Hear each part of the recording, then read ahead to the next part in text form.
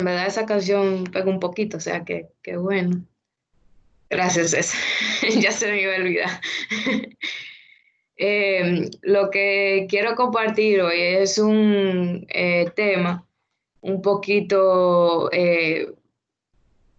pesado realmente, principalmente para mí y me imagino que para ustedes será también, como cristianos es un poquito pesado, pero dado a ciertas situaciones, ciertas cosas que se están dando en el mundo y reflexionando un poquito sobre todo eso, pensé que era importante ir un poquito hacia la historia y ver lo que ha pasado para no seguir repitiendo la misma cosa.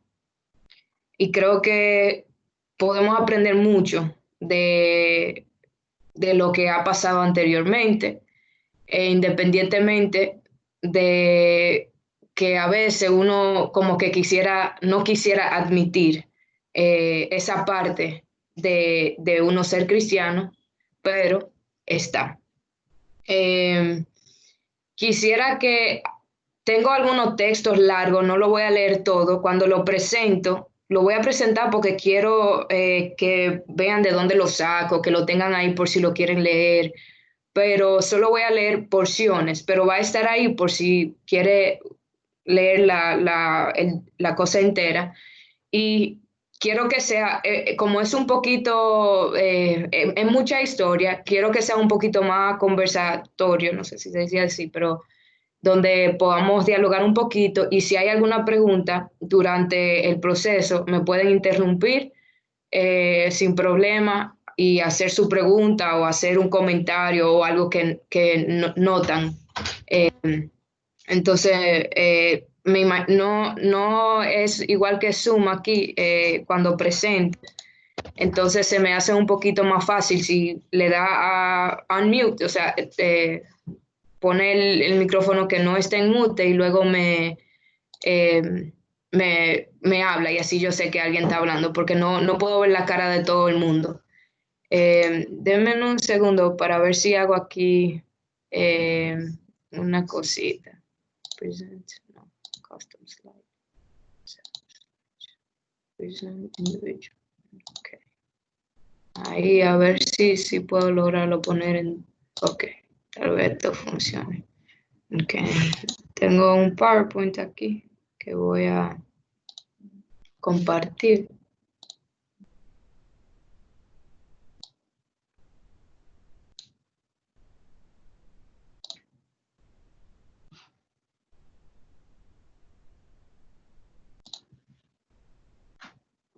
¿Lo pueden ver ahí? Sí. Sí, sí, lo vemos. Bien. Lo que yo quiero tratar hoy es un poquito de ciertas cosas.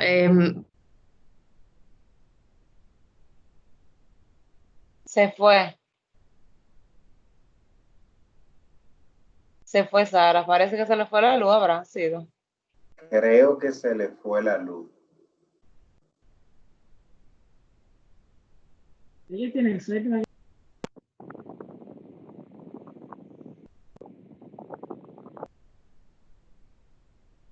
Deme un momento, vamos a ver. Yo creo que es muy interesante estar del otro lado donde no se va la luz con gente rica de inversor. Ya Sara volvió.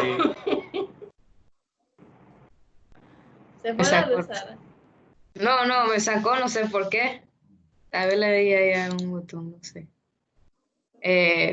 Ok, entonces, no, yo tengo que volver a... Ah, pero nada más me sacó a mí o sacó a los demás también. No, a Solo ti a nada ti. más. Solo tú. No sé por qué pasó eso, pero ahí ven el PowerPoint. Sí. Ok, entonces lo que quiero hablar un poquito hoy son de algunas títulos, algunos vieron el afiche para ponerle así, pero no es muy denso. No voy a tocar el tema de sexismo y la misoginia, que es como cuando el maltrato hacia la mujer específicamente. Sexismo se puede dar los dos maltratos hacia cualquiera de los sexos, pero es cuando un sexo se apodera de otro sexo o género.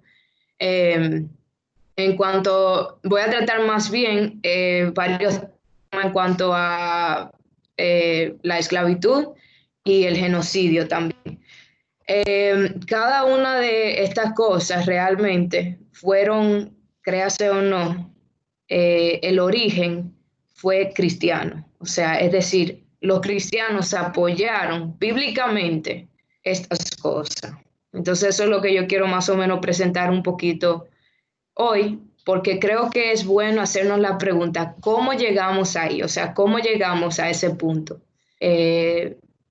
Nosotros hoy día decimos algo como la esclavitud, wow, pero qué atrocidad tan grande, ¿cómo va a ser?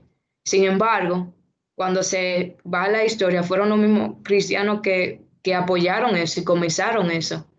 Y así mismo como ellos de alguna manera u otra llegaron a ese punto, entonces nosotros podemos tal vez ser engañados en cierta manera y llegar a algo que nosotros tal vez nunca pensábamos que podíamos llegar. Entonces más o menos lo que quiero compartir de nuevo, en cualquier momento me pueden parar, ¿ok? Pero para esto quiero comenzar desde el principio, bien en el principio, en la Biblia, en el Nuevo Testamento. Entonces situémonos un poquito aquí.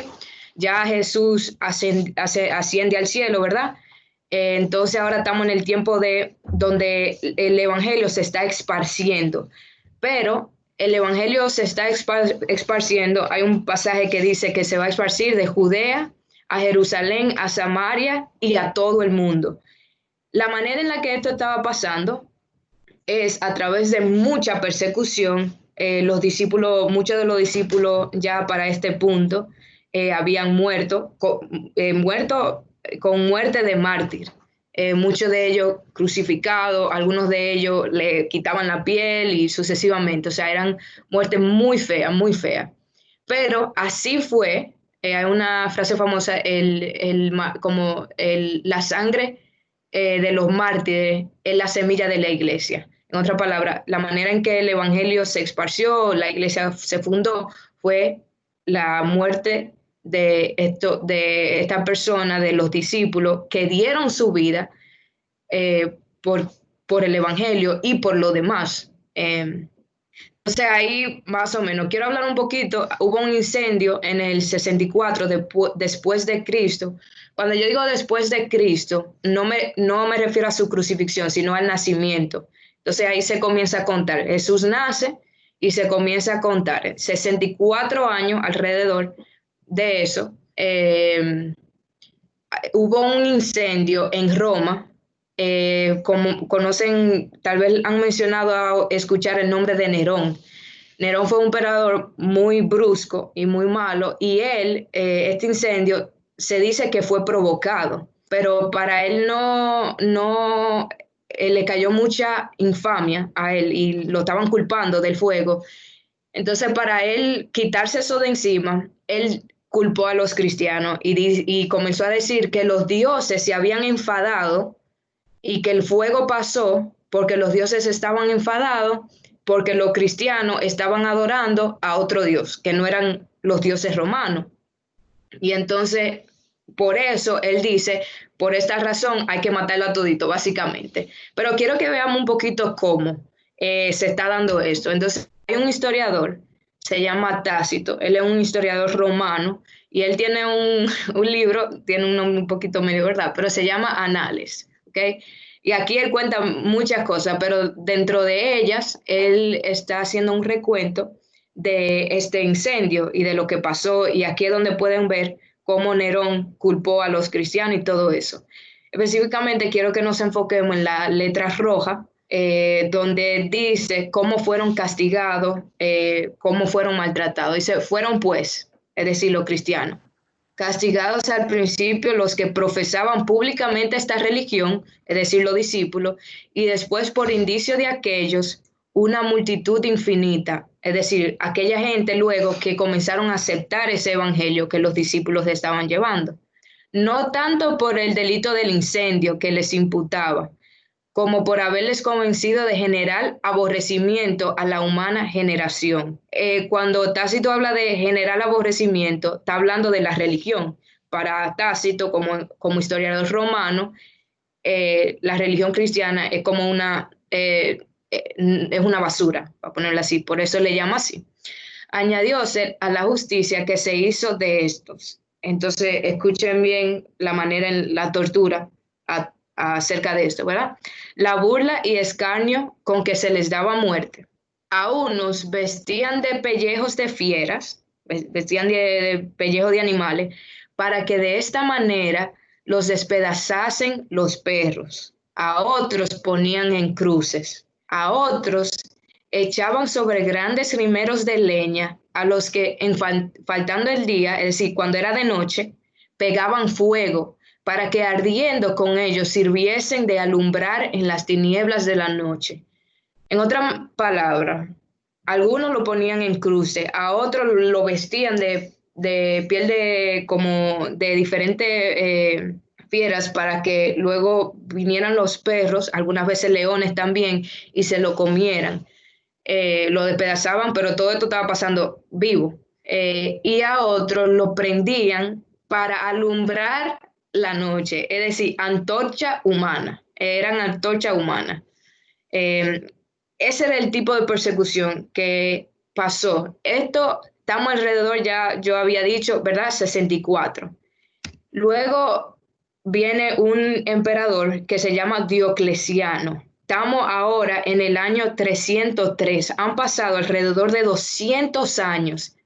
En este tiempo de Diocleciano dicen que fue una de las persecuciones más grandes de la historia. Fue el tiempo donde se crea el Coliseo. No sé si han visto la película de Gladiador, pero en el Coliseo no solo eran a los esclavos, sino a muchos cristianos también, lo llevaban y básicamente era una burla. O sea, lo ponían a pelear en contra de un ejército, leones, de una manera que iban a perder. Y eso era una manera de hacer burla, pero también de básicamente matarlo. Este tiempo se le llamó la Gran Persecución, ¿ok? Han pasado 200 años de persecución de los cristianos, 200 años bajo una opresión sumamente difícil, un tiempo que nadie quiere, ningún cristiano quisiera, lo más seguro, estar vivo. Pero acuérdense, el evangelio se sigue expandiendo por la muerte de estos cristianos, ¿verdad? Es importante notar, porque voy a hablar de él ahora, que Eusebio es un historiador también, pero un historiador cristiano, es uno de los le llaman padres de la iglesia. Él está vivo en este tiempo.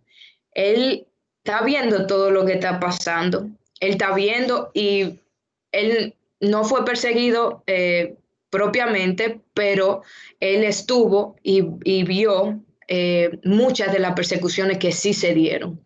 Él escribe un libro que se llama Historia Eclesiástica, donde él recuenta desde el tiempo de Jesús y los discípulos hasta el tiempo presente de él.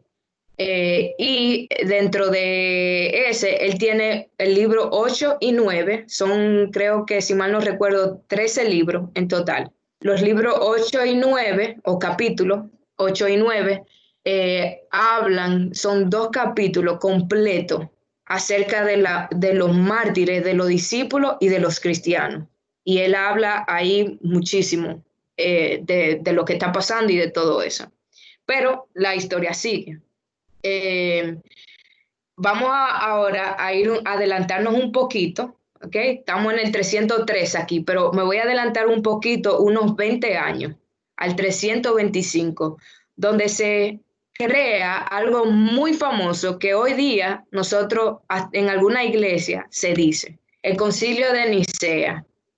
No sé si han escuchado esto, lo más seguro hasta la canción de Hillsong es basada en esto, pero dice: creo en un solo Dios, Padre Todopoderoso, Creador del cielo y de la tierra, de todo lo invisible de todo lo visible y lo invisible. Creo en un solo Señor, Jesucristo, Hijo único de Dios, nacido del Padre antes de todos los siglos. Ustedes se lo saben, sucesivamente. Hay una canción de esto. Pero acuérdense, el año, y esto se escribió en Roma también, en el Imperio Romano. Credo, es un credo, se escribió en Roma.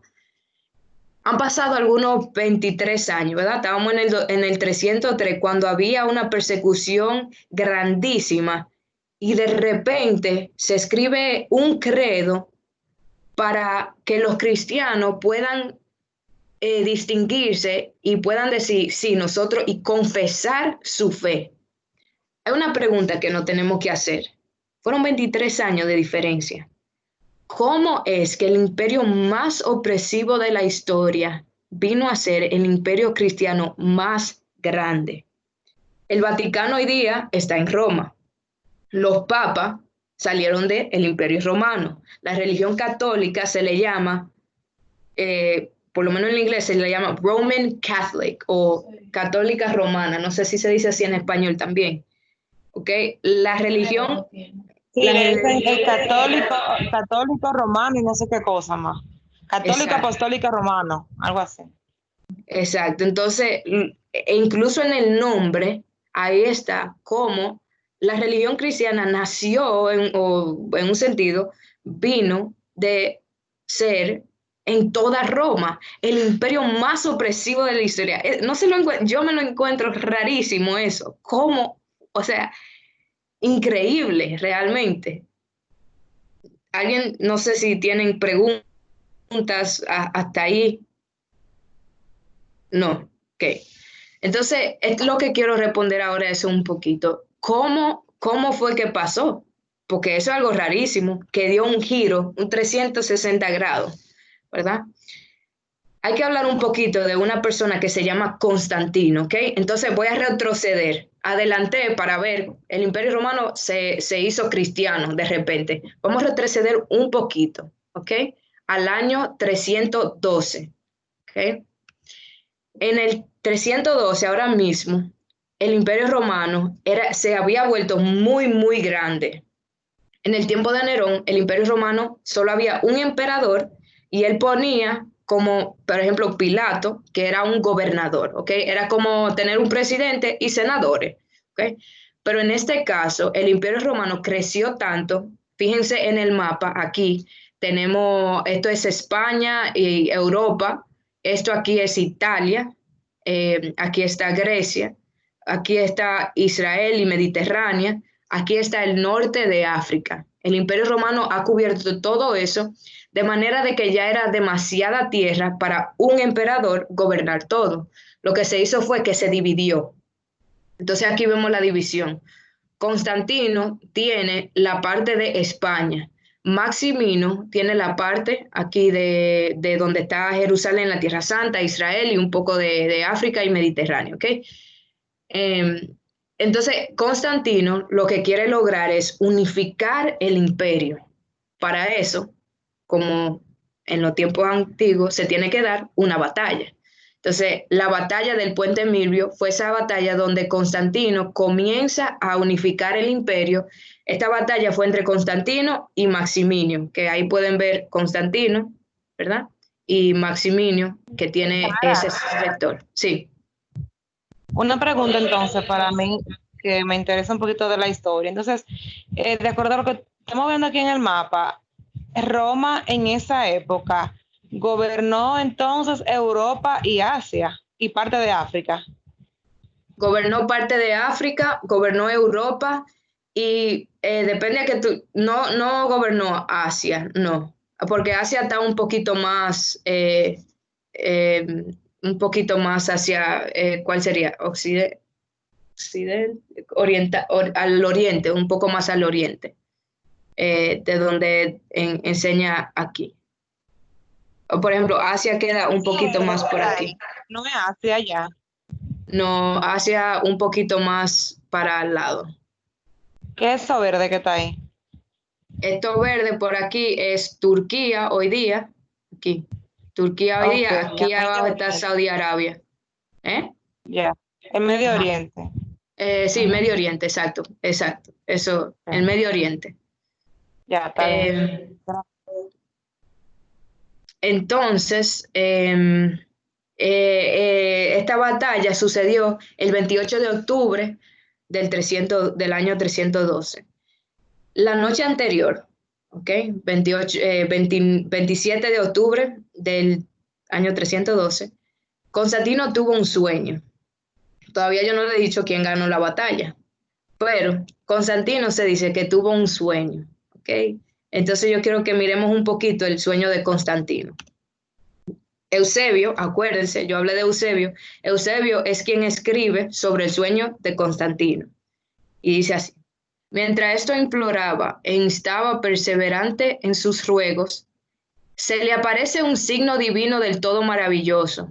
En las horas meridianas del sol, de noche, cuando ya el día comienza a declinar, dijo que vio con sus propios ojos, en pleno cielo, superpuesto al sol, un trofeo en forma de cruz, construido a base de luz y al que estaba unido una inscripción que decía: con este signo vencerás. El pasmo por la visión lo sobrecogió a él y a todo el ejército que lo acompañaba en el curso de una marcha. Acuérdense, ellos van a ir a una batalla, ¿verdad? Constantino ve esa señal, ese signo, en nombre de este signo vencerás, lo sobrecoge. Entonces decía que en sus adentros se preguntaba desconcertado qué podría significar la aparición. En esas cabalizaciones estaba embargado por la reflexión cuando le sorprende la llegada de la noche. Llegó la noche, se acuesta. En sueños vio a Cristo, Hijo de Dios, con el signo se apareció que se apareció en el cielo y le ordenó que, una vez se fabricara una imitación del signo observado en el cielo, se sirviera de él como de un bastión en las batallas contra los enemigos. En otra palabra, este signo que él ve en el cielo, él va a tomar ese signo y en nombre de ese signo, él va a ir y pelear esta batalla. Acuérdense, en nombre de este signo, que era una cruz, vencerás. ¿Qué pasó? Constantino ganó la batalla. Ese 28 de octubre del 312, Constantino ganó y pudo unificar esos dos lugares. Pero al ver esta cruz y ganar, obtener victoria, él se la atribuye en un sentido a Dios, a Cristo. Entonces él se dice que llama al Papa, que estaba en ese tiempo, y el Papa muy asustado porque en ese tiempo, o sea, si te están llamando es para matarte. Pero el Papa concede, va, y en la conversación Constantino básicamente le pregunta: ¿qué tú quieres que hagamos por tu religión? Y el Papa le dice: pues, legalizarla, o sea, darnos libertad de religión, de ejercer sin persecución. Y ahí entonces se firma lo que se le llama el Edicto de Milán. Y esto fue en el año siguiente, 313, el año siguiente después de la batalla, ¿ok? Entonces yo no lo voy a leer entero, pero básicamente dice así: habiendo advertido hace ya mucho tiempo que no debe ser cohibida la libertad de religión, sucesivamente, que a los cristianos y a todos los demás se conceda libre facultad de seguir la religión que a bien tengan. ¿Okay? Punto es, se dio libertad de religión. Ok. Entonces, déjame pasar un poquito. No sé si están viendo lo que está pasando. Ahora Roma, como le dije, legalizó el cristiano y fue la religión principal.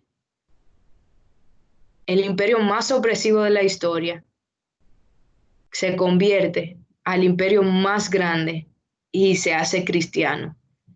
Pero hay que preguntarse, ¿cuál fue el precio de eso?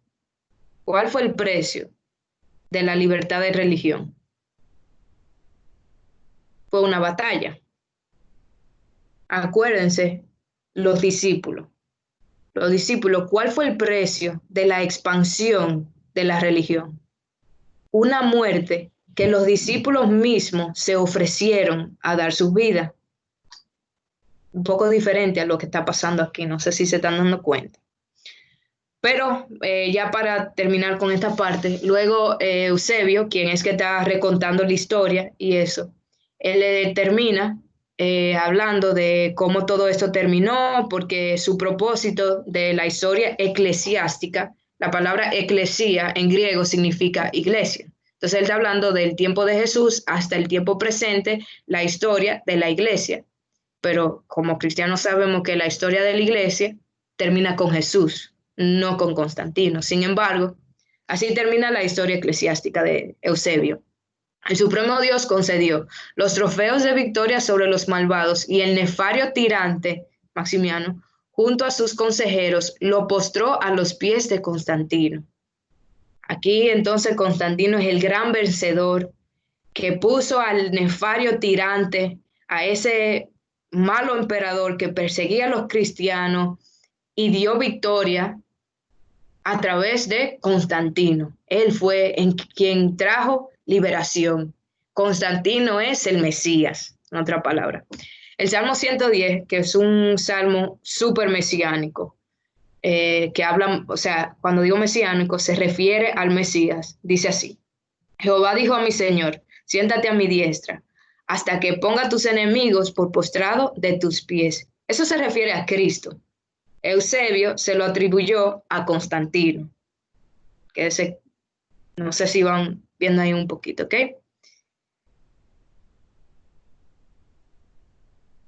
¿Tienen preguntas? Ay, padre, pero ¿y entonces? O sea, Eusebio entendió como que Mesías era Constantino.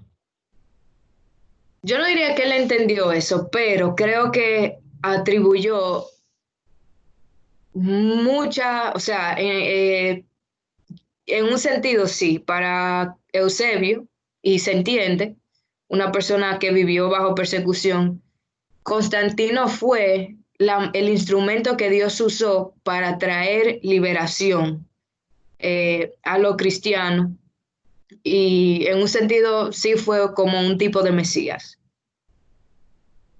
Aunque yo pienso que Eusebio aún así creía por las otras cosas que he leído. Él creía en Jesús y todo eso, pero ciertamente sentía Como que que lo veía grandísimo a Constantino, como una gente muy, muy cerca de Dios. Sí, exacto. Dios había mandado a este rey, a este emperador, para un plan, ya tú sabes, la Nueva Jerusalén prácticamente. Entonces, hasta ahora eso es lo que vemos. Pero acuérdense que todo esto pasó mediante una guerra. Entonces aquí comienza a darse lo que tenemos que poder justificar toda esa guerra, esa muerte que pasaron. Aquí entonces se comienzan a dar una serie de cosas donde se le comienza a llamar la guerra justa. Ahora hay que entender cuándo se puede matar como cristianos, porque acuérdense, ahora los cristianos tienen el poder. Antes los cristianos eran los que estaban oprimidos, ahora los cristianos tienen el poder. Ahora ellos pueden hacer lo que quieran, ¿verdad? Entonces hay que hacer parámetros para lo que es guerra justa, cuándo se puede matar y cuándo no. San Agustín dice, básicamente le hace un argumento de cómo los reyes pueden servir al Señor. Los reyes o emperadores, en ese tiempo habían reyes. Él dice que es mejor que nosotros evangelicemos a través de la enseñanza para que las personas puedan llegar a adorar a Dios. Pero si no se da, es decir, si una persona rechaza las enseñanzas, entonces se puede castigar.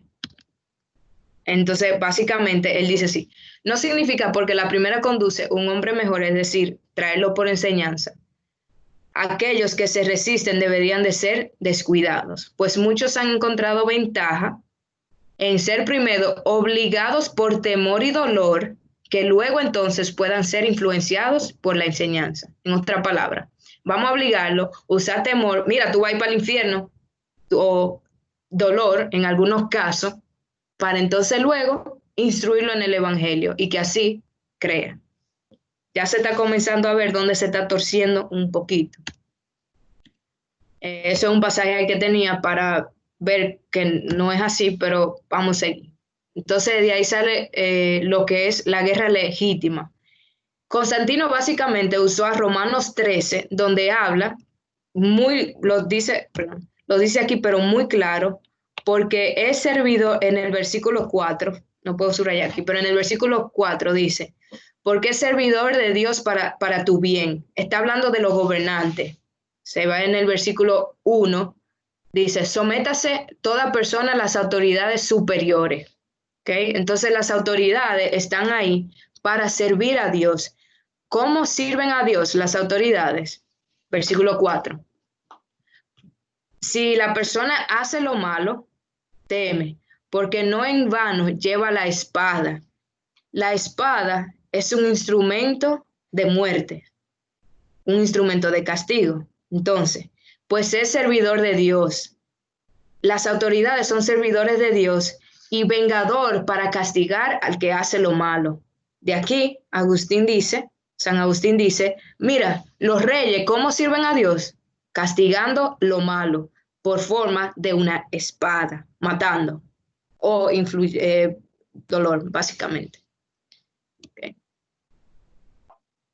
Tomás Aquino, de nuevo, no voy a leer todo esto, pero él tiene un capítulo donde en un libro súper largo, se llama Suma Teología, él tiene un capítulo donde dice, se deben tolerar a los herejes, y a eso él responde con un versículo también, Tito 3, 10 al 11, dice, se lo saben, muy común, después de una primera y una segunda corrección, rehuye al hereje, sabiendo que está pervertido, es decir, corrige a la persona una vez, una segunda vez, si no escucha, fuera. Pero él le añade esto, respondo. Entonces esto es lo que dice Tomás Aquino, que fue una de las personas que argumentó por la existencia de Dios. Él dice, en los herejes hay que considerar dos aspectos. Se lo voy a explicar, pero lo pueden leer ahí, ¿ok?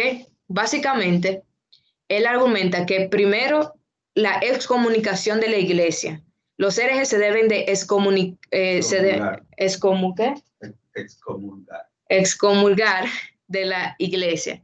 Y segundo, él hace un argumento de que él dice, ven acá, hay gente que roba, hay gente que falsifica moneda y a esta gente se meten en la cárcel y le dan prisión, lo castigan los reyes. ¿Cuánto más entonces el rey debería de castigar a los herejes? Y ahí entonces él dice, si ven al final de donde yo tengo la letra roja, aquí dice, con mayor razón los herejes convictos de herejía podrían no solamente ser excomulgados, sino también entregados con toda justicia a la pena de muerte. ¿Qué se debe de hacer a los herejes? Matarlo. El origen de la pena de muerte, hay un versículo en Génesis 9:6, y básicamente donde tenemos el origen, uno de los versículos que usan para la pena de muerte, ¿ok? Dice, el que derrame sangre del hombre, por el hombre su sangre será derramada, porque a imagen de Dios hizo él al hombre. En otra palabra, una persona que mate a otra persona debe de ser también, él debe de pagar con la muerte. Es el contexto para la pena de muerte, es homicidio. Tomás Aquino está refiriéndose a herejía. ¿Okay? Para él la pena de muerte va tan largo como a herejía. Eso es bíblico. Todo eso lo ha sustentado la Biblia, nótese bien. Entonces, pasemos un poquito. Aquí se está comenzando a ver cómo ahora el hereje, los enemigos de Dios, este lado de otro, los paganos, ¿cómo se dice? No. Como infieles. Sara. Los infieles. Ajá. Para preguntarte, entonces, sería bueno poner en contexto a quienes se consideraban herejes en aquel tiempo. Ok. Hereje es cualquier persona que básicamente no creía en los credos principales y en las doctrinas principales de la iglesia. Dígase, cosas que nosotros hoy creemos. Por ejemplo, que Jesús es 100% humano y 100% divino, que Dios fue quien creó la tierra, que Dios es trino. Él no es solamente un Dios, no se pone en, es tres personas, pero al mismo tiempo uno, no tres dioses. Ese tipo de cosas era lo hereje. O sea, si tú decías que Dios, que Jesús fue 50% humano y 50% divino, tú eres hereje y te cabe pena de muerte. Si tú no estabas de acuerdo con esas creencias, tú eras hereje. Exacto, Entonces, si tú eres hereje, tú merecías morir. exacto. Sí, Entonces, básicamente, ellos están haciendo lo mismo que le pasó con ellos, cuando el Imperio Romano lo castigaba a ellos a muerte por ser exactamente. cristianos. Exactamente. Porque ahora, ¿quiénes son los que tienen el poder? Los cristianos. El que no crea como nosotros, también que lo maten. Exactamente. Ahora ellos comienzan a perseguir a los paganos, a los enemigos de Dios. Exactamente. Eso es lo que vemos. Luego entramos a lo que esto ya estamos, vamos ahora a entrar a los años de descubrimiento de América y todo eso, ¿ok? Junio 18, 1452. El Papa Nicolás V escribe un decreto, una bula papal, pero es un decreto, es como la cosa formal de decirlo. Se llama Dum Diversas. Lo pongo todo esto porque cuando ustedes quieran, ustedes pueden buscar todo, pueden buscar información de esto. Yo he tomado algunas citas, pero pueden buscarlo. Y si buscan, van a ver esto. Y básicamente este decreto otorga autoridad al rey de Portugal, se llama Alfonso V, para hacer lo siguiente. Dice así: le otorgamos por estos documentos presentes, con nuestra autoridad apostólica, eso me da risa, permiso pleno y libre para invadir, buscar, capturar y subyugar a sarracenos. Sarracenos son musulmanes y paganos y otros infieles. Entonces, acuérdense, Tomás Aquino, San Agustín dijo que ¿a quiénes? A los enemigos de Cristo. Tomás Aquino dijo a los herejes. Ahora, el Papa dice a paganos, infieles, aquella gente que no cree en Jesús, en Cristo, donde quiera que se encuentren, así como sus reinos, ducados, condados, principados y otros bienes, para reducir sus personas a la esclavitud perpetua. La esclavitud tiene su origen en el cristianismo de Europa, para ponerlo así. No fueron los paganos que lo inventaron, fueron los mismos europeos. ¿Tienen preguntas hasta ahí? Ok. En el movimiento de Black Lives Matter en Estados Unidos estaba pasando algo, que era que ellos querían tumbar el estatua de Cristóbal Colón. Mucha gente se pregunta, pero ¿qué tiene que ver Cristóbal Colón con esto? O sea, ¿por qué quieren tumbar la estatua de Cristóbal Colón? Aquí yo tengo una foto de ellos pintaron el estatua y dice Stop Celebrating Genocide, para de celebrar el genocidio. ¿Por qué ellos están diciendo esto? Luego de que Cristóbal Colón descubre su América, tierra que ya fueron descubiertas porque hay gente, tú no puedes descubrir algo donde hay gente, por cierto. Pero luego que ya él descubre a América, él en el 1490 y pico, acuérdense que él viene a Santo Domingo, pero luego él regresa a España y él compila su diario. Uno de ellos, hay un libro de la profecía, se llama así, y él pone una descripción a ese libro, como un paráfrasis, él hace. Dice, como describiendo de qué se trata el libro, él dice: este libro o colección de autoridades, dicho sentencias y profecías de la recuperación de la santa ciudad y del monte de Dios, Sión. Le llaman la recuperación de la ciudad de Jerusalén. ¿Qué él está haciendo descubriendo América? recuperando la Tierra Santa. Ok, usted va a entender por qué yo me río ahora en un momento. Pero esto se comienza a ver también en un predicador famoso de Inglaterra, se llama John Winthrop, y él escribe un sermón donde se le llama un modelo de caridad cristiana. Chequen los títulos de todas estas cosas, de verdad, que déjenme ponérselo aquí un poquito que tengo, para que puedan leer un poquito.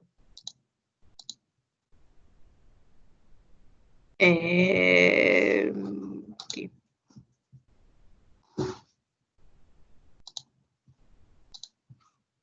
Ok. Más o menos él introduce y dice, bueno, no voy a leer eso, vamos a pasar aquí.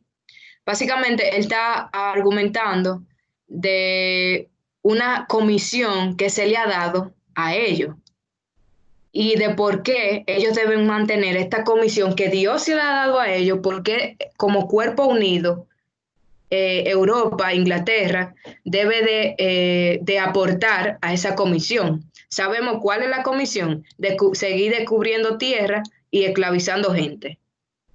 Dice, cuando Dios da una comisión especial, Él espera que cada artículo sea seguido estrictamente.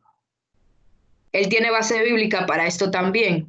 Como base bíblica, Él cita una historia.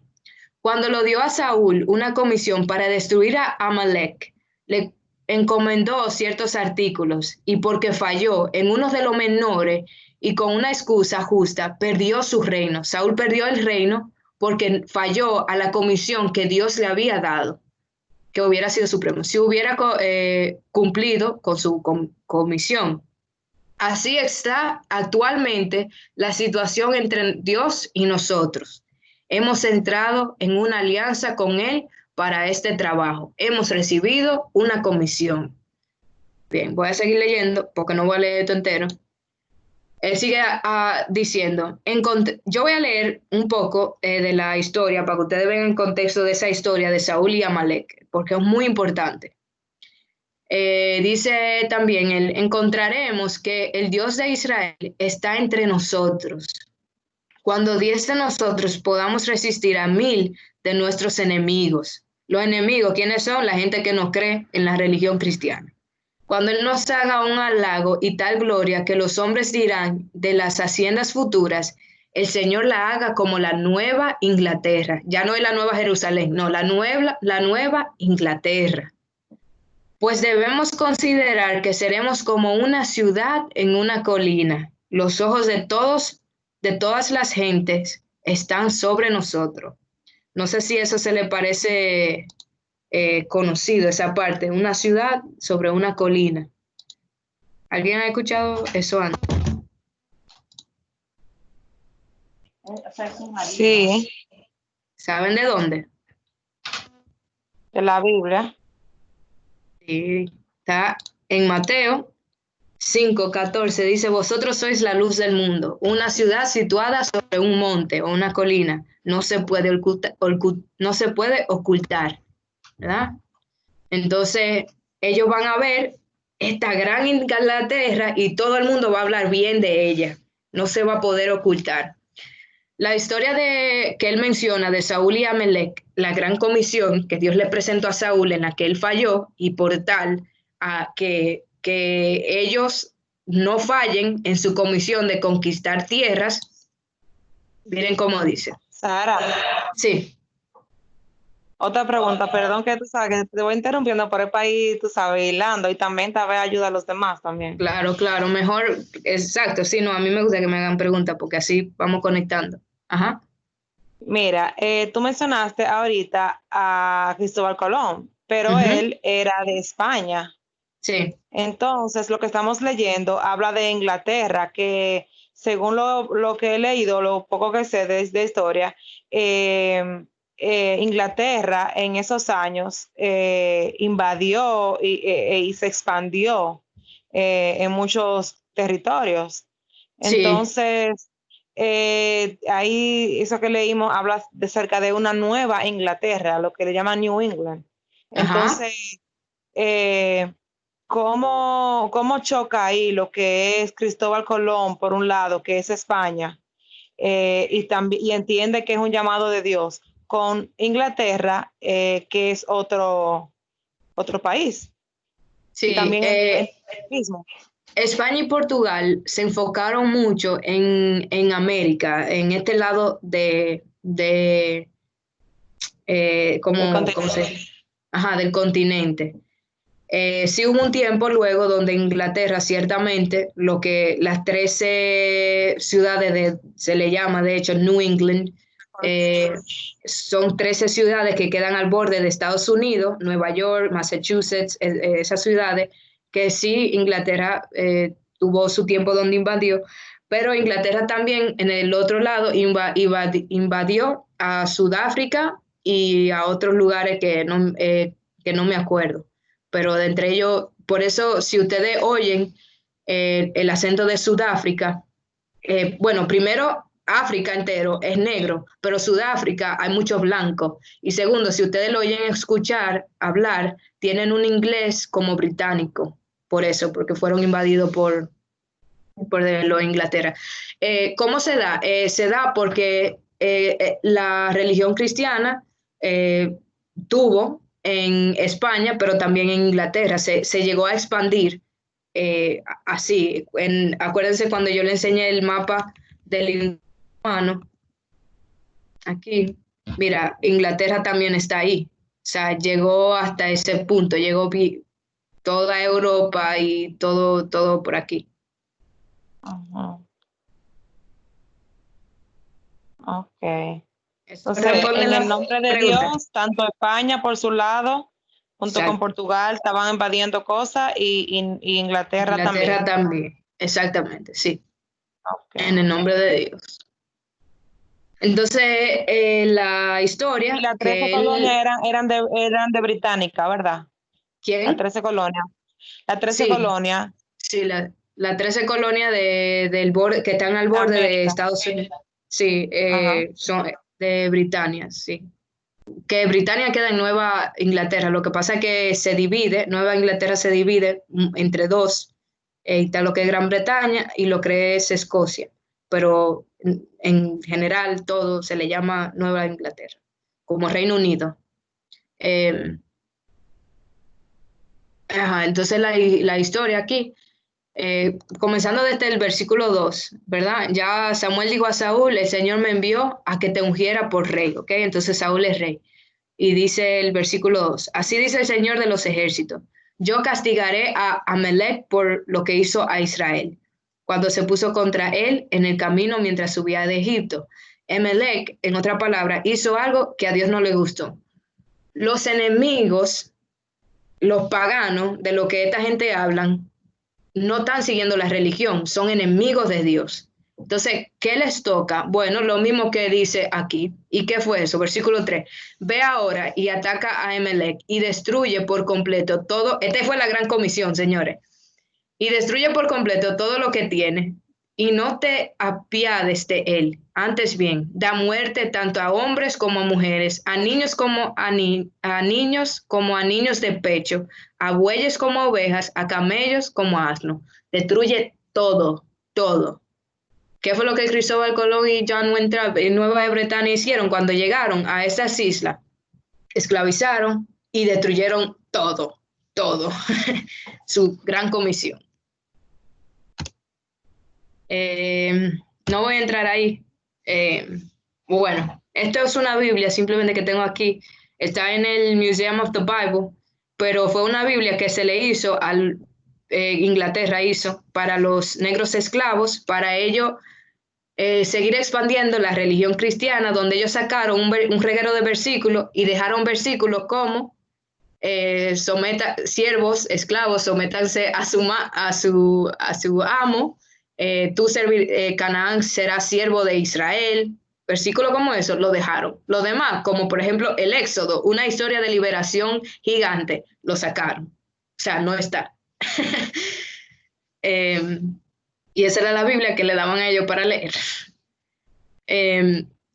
Ahora yo voy a entrar a el estado presente. En Estados Unidos, ustedes saben que se dio mucho lo de la esclavitud, pero Abraham Lincoln, en una guerra civil, trató de unificar lo que era la parte del norte de Estados Unidos y la parte del sur de Estados Unidos. La parte del sur era súper racista y tenía muchísimos esclavos. La parte del norte era un poco más progresiva. Y tratando de unificarlo, se dice que abolió la esclavitud. De ahí sale lo que se le llama la enmienda 13. Si ustedes han visto el documental 13, le explica mucho esto aquí. Yo no voy a entrar en mucho detalle, pero ya saben, pueden ver si les interesa. La enmienda 13 fue en diciembre 6, 1865. Dice, ni en los Estados Unidos ni en ningún lugar sujeto a su jurisdicción habrá esclavitud ni trabajo forzado. No va a haber ya esclavitud, trabajo forzado, excepto como castigo de un delito del que el responsable haya quedado debidamente convicto. Entonces, no hay esclavitud, pero sí hay una excepción. ¿Cuál es? Si tú si tú cometes un delito, entonces, y tú eres hallado culpable, Exacto. esa será la excepción. Exactamente. Cuando se miran las cifras, ustedes se dan cuenta, yo debí de poner la de los blancos aquí también, pero los negros, miren por encima de cuánto ellos están, por cada 100,000, por encima de cuánto los negros están por mucho más, ¿ok? Eso es fácil. Como lo hacen es, tú cometes un delito, por ejemplo, y si tú eres blanco, a lo mejor te dan 1 año de prisión. Si tú eres negro, por el mismo delito, te dan 5 años de prisión, para comenzar. La otra cosa es que ciertamente se han puesto cosas estratégicas, por ejemplo, la distribución de armas de fuego para que sea más accesible y pues los negros hagan más crímenes. Lo mismo con las drogas. Todo eso es pensado, ¿ok?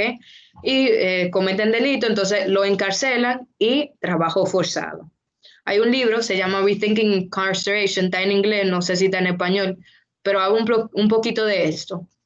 Y básicamente lo que pasó fue que las prisiones se privatizaron. Entonces ahora ya no es el gobierno, sino es una persona quien es dueño. Lo que pasó con eso fue que los esclavos, en ese sentido, los prisioneros, que mayoría de ellos eran negros, pero no importa el color, muchos de ellos también son hispanos. Ellos trabajaban por alrededor de 93 centavos a $4 por día. Entonces tú trabajabas y te ganabas 93 centavos o $4 al día. Eso no es nada. Pero aquí viene la otra parte. Ellos requieren que 70 a 100% las celdas estén ocupadas, normalmente un 90%. ¿Qué pasa con las celdas vacías? Hay que pagar. Por cada celda vacía, las empresas tienen que pagar un dinero por cada celda vacía. ¿Qué tú haces para no tener celda vacía? Tienes que buscar gente que cometan crímenes. Es lo mismo que hacen con la multa aquí. Cuando el gobierno necesita dinero, comienza a poner multas a dos manos. ¿Entienden? Entonces, se trae un reguero de gente a la cárcel, atento a delitos muy menores y a veces ninguno, para no pagar por celda vacía, pero también... Espérate, si la cárcel, si está vacía la celda, ¿quiénes son los que tienen que pagar por la celda vacía? Lo que lo que los dueños. No los esclavos, los esclavos no pagan, sino los dueños. Pero o sea, ¿el dueño de la cárcel o el gobierno? No, el dueño de la cárcel. Ya. Pero es como que tú... Es como de producir un dinero por tenerla vacía. Exacto. Además de eso, es un negociazo porque tú metes un reguero de gente a la cárcel y tú lo pones a que te hayan silla, por ejemplo. Entonces ellos te van a hacer silla. Tú le estás pagando, siquiera, 93 centavos a $4 al día por hacerte un reguero de silla. Como empresa, ¿verdad? Como prisión, tú vendes esa silla y ese dinero, o sea, tú te haces, esto es un negociazo. La cárcel es un negocio gigante, te haces rico de ello. Tú tienes básicamente labor gratis, esclavitud, literal. Entonces, ya para terminar, yo no, de nuevo, es muy extenso para ponerlo de genocidio y lo de sexismo, pero con todo esto, ese es como el día presente, donde la esclavitud hoy día es legal. Pero quiero volver un poquito al principio, donde yo había dicho, ¿verdad? Todo comenzó justificando la libertad de religión. ¿Por qué? Porque la libertad de religión tuvo un precio. La muerte fue a través de una guerra. Ok, entonces hay que pausar un poquito y ya que vemos la historia, realmente lo que yo veo son varias cosas. Pero quisiera preguntar, ¿qué ven ustedes? Lisa, tú hablaste un poquito y ciertamente eso es una de las cosas que yo quería que pudiéramos ver.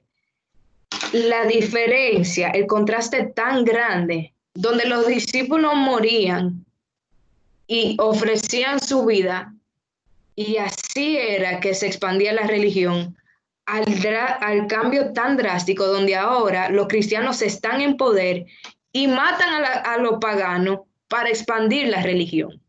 Entonces, en vez de yo morir, yo mato al otro. En vez de yo sufrir, al otro que sufra, porque a mí no me gusta. Se acomodaron demasiado. ¿Qué más podemos ver ahí? ¿O qué vieron ustedes? ¿Qué le incomodó a ustedes?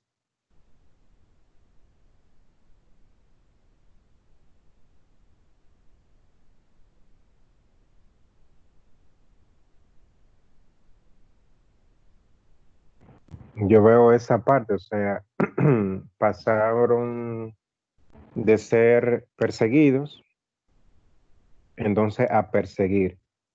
Entonces, la opresión que ellos sufrieron y eso se borró, se nubló por un estado de comodidad. Y ahora si tú no estás de acuerdo con lo que yo digo, y como yo tengo el poder, pues te oprimo.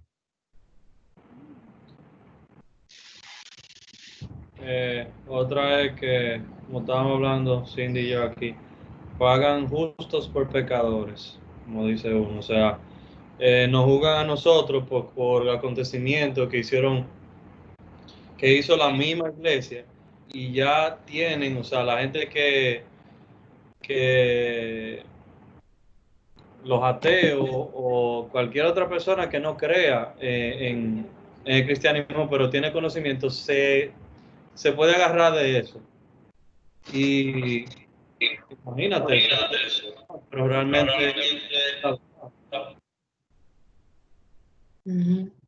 entonces, Sí. Y eso es lo que mucha gente hace y argumenta. Mira, la religión es mala, porque por muchos años lo que ha traído es atrocidades grandísimas.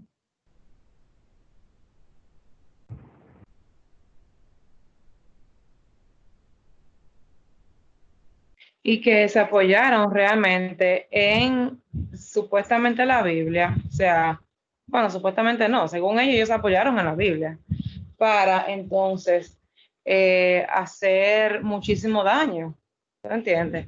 Eso, por ejemplo, de los negros y la esclavitud, como para ellos eran simplemente enemigos de Dios, según lo que leíamos, o sea, de verdad. o sea, o sea, son argumentos muy bien elaborados porque son verdades que están en la Biblia. O sea, no es que no pasó, no es que no fue así, pero hay que ver el trasfondo de todo eso. Y por eso que, o sea, eso yo lo aprendí en ese curso, Sara, que tú nos estabas dando, de que hay que ver el trasfondo, dónde estaban esas personas en el momento, en la historia, qué realmente estaba sucediendo, qué es lo que hay detrás de eso, cuál era el entorno que había, por qué sucedió.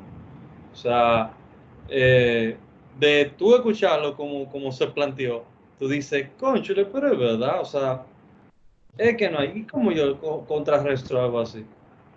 Ujú. Hablando con la verdad, pero no es así. O sea, no es así. Eso tú sabes que eso que según tú lo dices, lo que me llega a la mente es cómo nosotros podemos, porque aún hoy en día eso hay que tener cuidado, porque así como tú dices, Ángel, de que tú oyes algo y te lo ponen tan cosa con la Biblia, entonces que tú dices, oye, pero pues verdad, porque me están poniendo un versículo.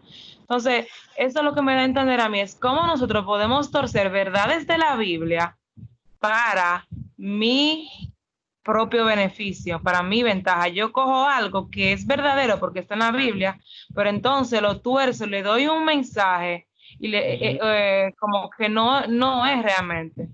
Exacto. Ahora, ¿cuál es la verdad? O sea, nosotros sabemos cuál es la verdad. Y o sea, de ahí, tú le dices, o sea, si nosotros sabemos cuál es la verdad y tú le dices la verdad en base a ese argumento, eso se cae. Porque, o sea, exactamente, así como dice Cindy, es fe. O sea, se cae desde que Cristo vino, murió y resucitó y dejó el Espíritu Santo con nosotros como mediador ya. O sea, Hubo un ahora. papa que pidió perdón por todo eso, ¿verdad? ¿Cómo fue, César? Hubo un papa que, o sea, en el siglo ahora, reciente, que pidió perdón por las atrocidades cometidas por la iglesia. Santa Inquisición. Sí, que bueno, o sea, él tuvo como se hizo responsable, no que él lo haya hecho, porque no fue él que lo hizo, pero entiende que en la línea, sus raíces, exacto, hubo Como cosas en que no nombre de debieron la pasar. iglesia a la que él representa. Exacto, Se sí, hizo eso. exacto.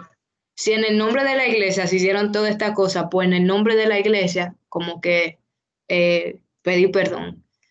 Pero realmente sí, o sea, lo que ustedes han dicho, qué bueno, o sea, eso es lo que yo quería que pudiéramos ver y que de verdad no sigamos repitiendo. Tenemos que comenzar a hacer, pero muy, César hablaba de la semana pasada, entre otras de las cosas, pero él mencionó un pasaje de los tiempos venideros con aquella gente que van básicamente, no van a estar enseñando sana doctrina. El pasaje del lobo, ¿cómo que se llama? Dice. Bueno, se me fue, pero la idea es, o sea, van a haber gente que no va, las cosas no se van a dar donde vamos a ver explícitamente el bien y el mal, sino donde el mal se va a torcer un poquito y vamos a tener que poder de verdad discernir qué es bíblico. Y a bíblico no me refiero que usted le pueda poner 2 o 3 versículos, eso lo hace cualquiera, como vimos.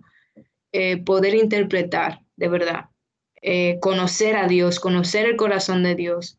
Y también creo que eh, el ejemplo de Cristo siempre hay que tenerlo en la mente. Es muy importante porque el ser humano se resiste, se resiste, se resiste al sufrimiento. Eusebio glorificó, para ponerlo así, exaltó a Constantino y de nuevo, o sea, se entiende, de verdad se entiende, pero lo que deja ver es que por muchos años, en vez de esta gente hacerse siervos de los demás, se hicieron ellos dueños de los demás. Y ese no es el ejemplo de Cristo, para nada. Donde el Evangelio nos llama a tomar una cruz y a perder nuestra vida, eso no fue para nada lo que esta gente que yo le acabo de presentar hicieron. Entonces siempre hay que tenerlo en mente, porque yo de verdad pienso que van a llegar momentos muy pronto, donde, de hecho yo pienso que ya se nos está dando la oportunidad. No me refiero a las elecciones, solo la facilidad con la que uno puede obtener ciertas cosas, a lo que me refiero. Se nos está dando la facilidad de escapar del sufrimiento, de escapar de la persecución.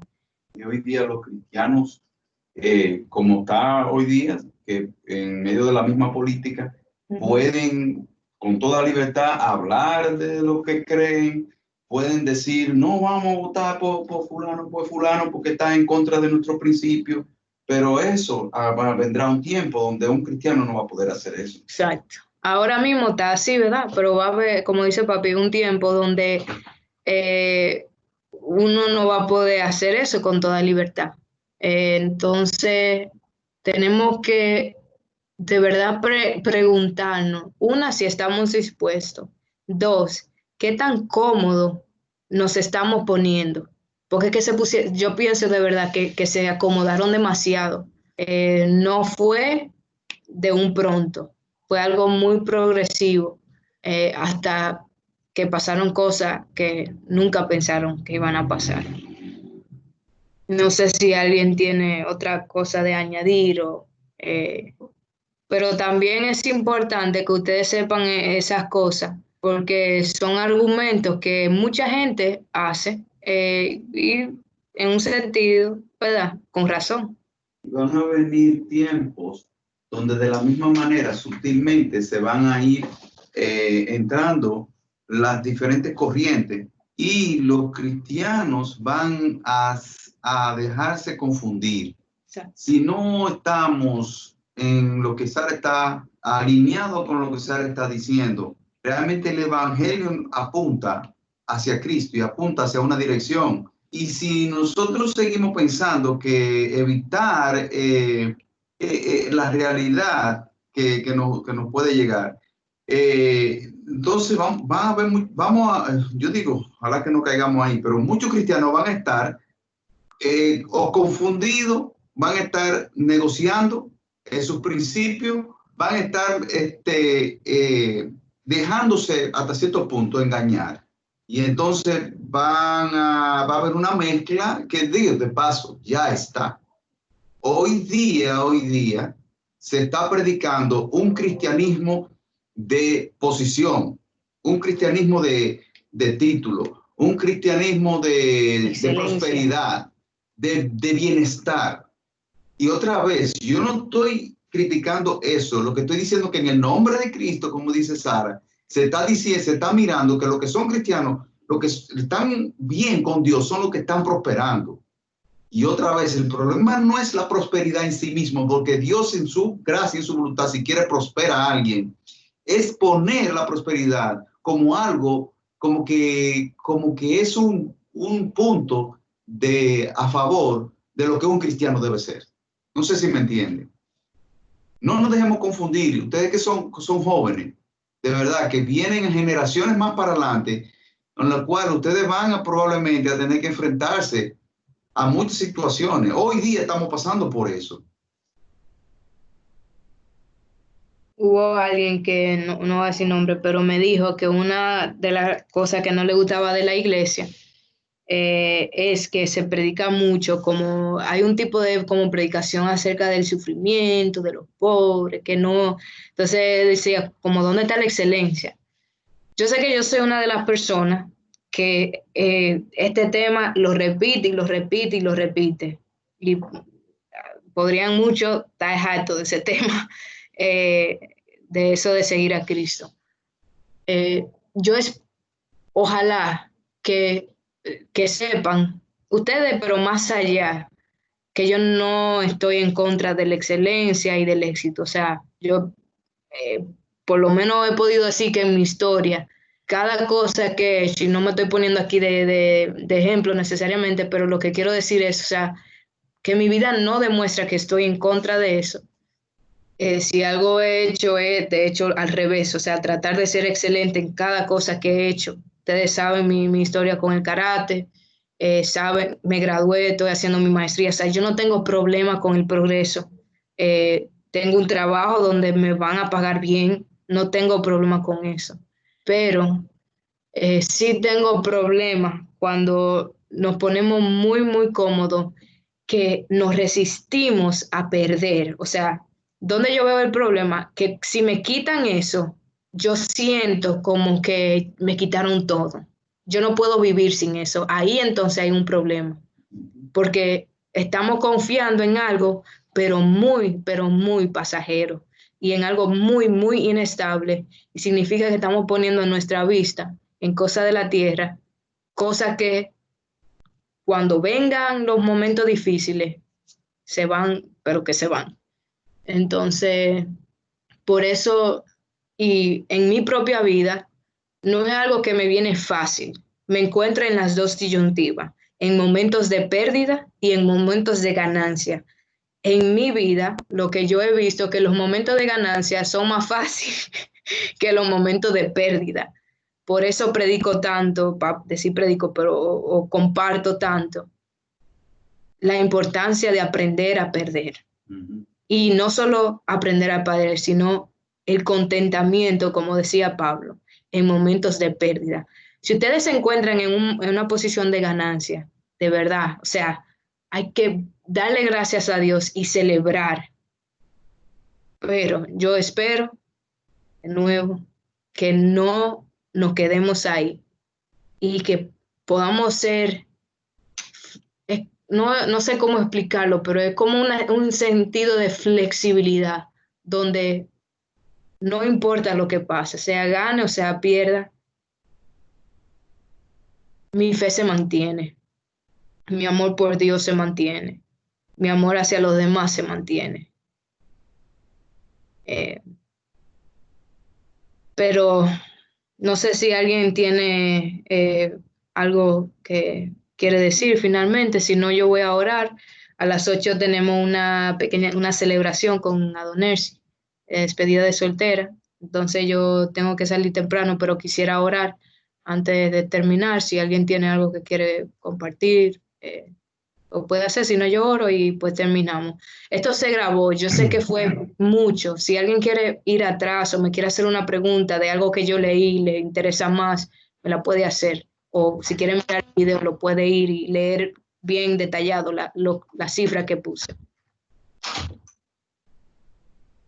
Hay un peligro en la riqueza y en eso de la prosperidad, y es que muchas veces el peso no lo tiene Cristo, sino el peso de nuestras vidas no lo tiene Cristo, sino eso que yo poseo. Mi corazón se tiende más a inclinar a eso tangible que yo puedo ver, que yo puedo tocar, y que es, entre comillas, puedo decir bueno, y no a la confianza en Cristo.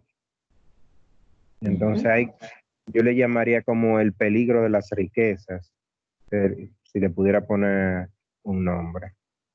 Y ya el segundo comentario que tenía era, en la reunión que van a tener, van a dar algún tipo de brindis o algo así, que pudiéramos participar nosotros los varones. No va a haber brindis, regalos para Adonersi solamente. Porque le vaya bien entonces.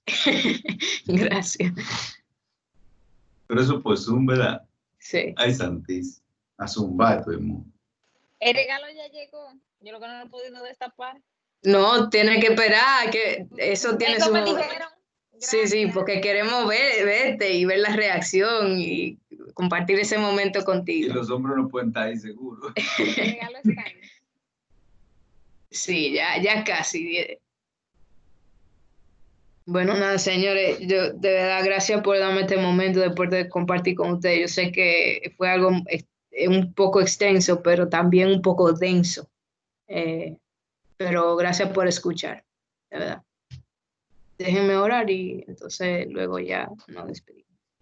Señor, gracias por esta noche, gracias por los jóvenes que están aquí y yo también, que a pesar de mi edad, Señor, me das la oportunidad de compartir estas cosas que para mí significan mucho, pero también un cuerpo que escucha y que también se une a mí con esto, Señor. Gracias porque podemos recordarnos como comunidad uno a otro estas cosas, porque cada uno en cierto momento de la vida, la realidad es que nosotros luchamos mucho con este tipo de cosas y si fuera por nosotros, quisiéramos siempre estar en el lado de la ganancia y la libertad de religión, pero tú nos has dado todo tiene un precio realmente y muchas veces ese costo no lo queremos pagar o llevar.